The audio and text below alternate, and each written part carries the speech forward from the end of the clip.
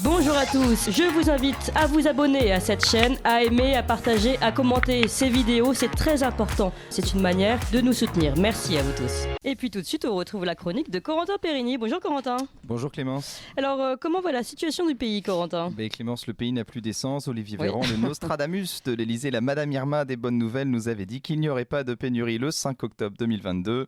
Je vous ai donné les chiffres, nous ne sommes pas en situation de pénurie, mais il y a des tensions. Il y a des tensions quand même. En général, il faut toujours faire confiance à Olivier Véran. Olivier Véran, valeur sûre du gouvernement. Et pour Emmanuel Macron, que l'État s'occupe de la grève des raffineries, ça finirait, je cite... Parce que là, on va partir cul par-dessus tête. Hein. Voilà, cul par-dessus tête. Je vous demande pardon quand même. On va partir cul par-dessus tête. Hein. D'accord, faisons comme ça. Ravi de t'avoir revu, l'ami. Voilà, un sonore qui devrait alimenter nos chroniques pendant un moment. Sinon, François Bayrou se dit prêt à se présenter en 2027, alors que personne ne lui demande rien, mais lui... Mais c'est pas la première fois qu'il fait ce genre de choses tout seul.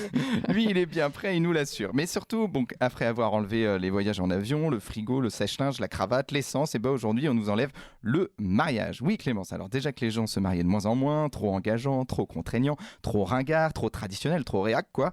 Mais je vous fais confiance, vous allez vous marier. Et s'il fallait un argument de plus pour... Je ne répondrai pas à cette question. Et s'il fallait un argument de plus pour démonter le mariage, ça ne serait pas écologique, figurez-vous. Et ceux qui dénoncent cette ignominie, c'est BFM TV. Entre 10 et 15 tonnes de CO2. C'est le bilan carbone moyen pour un mariage de 150 personnes en France. Entre 10 et 15 tonnes de CO2, donc le bilan moyen d'un mariage avec 200 000 mariages par an, je vous laisse faire le calcul, Clémence, voilà, ou au niveau des chiffres. Ouais, non, c'est pas... Je vous fais confiance, allez-y. C'est énorme. Je n'ai même pas cherché à calculer. Alors, je vous ai mis une relance, Clémence, sur votre fiche. Alors, comment réduire cette vous avez juste un truc carbone à faire, c'est-à-dire c'est lire. Oui, mais moi j'étais dans mes calculs mathématiques, ils m'avaient complètement bloqué. Il ne faut jamais faire ça. J'ai l'impression d'être sur mon tableau noir. Alors, comment réduire cette empreinte carbone ? Excellente question, Clémence. BFM nous dévoile en exclusivité les trucs et astuces pour réduire son empreinte carbone lors de son mariage.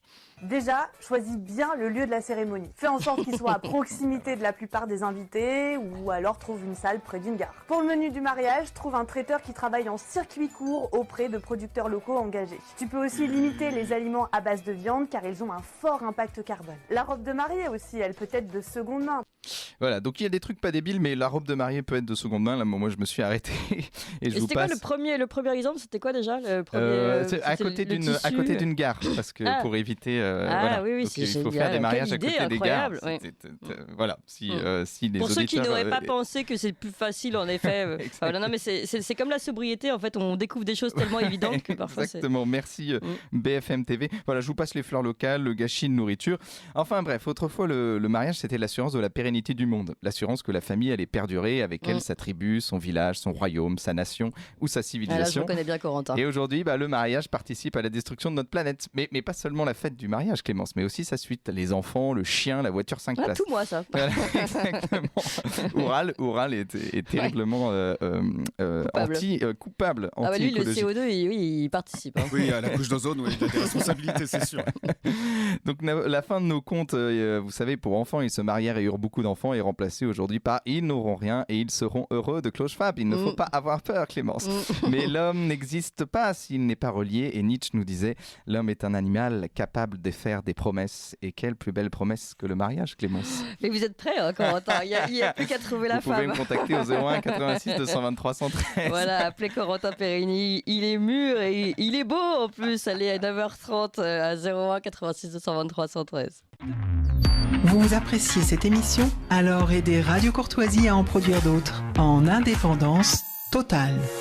Rendez-vous sur soutenir.radiocourtoisie.fr. Merci d'avance.